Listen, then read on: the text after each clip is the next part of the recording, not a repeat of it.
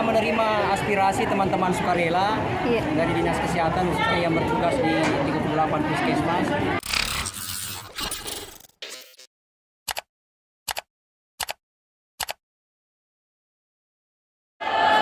Selamat siang, salam sejahtera buat kita sekalian. Yang saya hormati teman-teman sekalian, para tenaga sukarela kesehatan yang hadir. Tidak ada cowoknya ya? Nah, ini karena terus terang saya melihatnya sejuk karena semua perempuan yang ada di depan.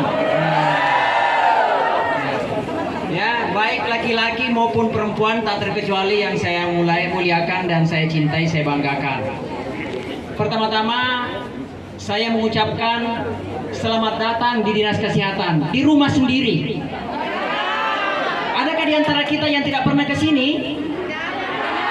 Alhamdulillah, selamat datang di rumah sendiri. Ya. Nah, oleh karena itu, karena ini rumah sendiri, saya tadi juga kaget dapat informasi dari Pak Kanit akan datang sejumlah tenaga sukarela. Kenapa kami tergerak untuk melakukan kegiatan ini, Puang?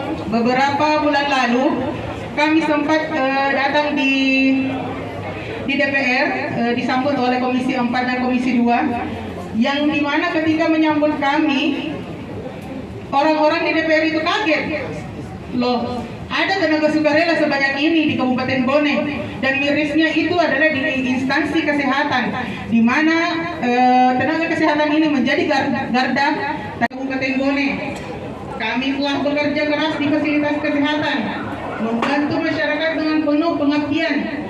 Kami hanya menerima kompensasi yang sangat minim, sebesar 50.000 per bulan.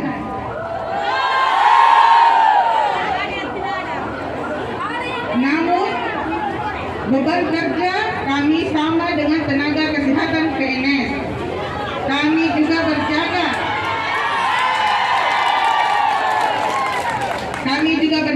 Kami juga melayani pasien.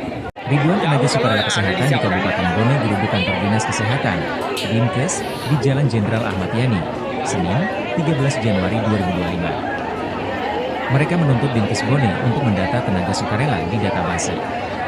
Hal tersebut bertujuan untuk membuka kesempatan bagi mereka untuk mengikuti seleksi ujian formasi pegawai pemerintah dengan perjanjian kerja P3K.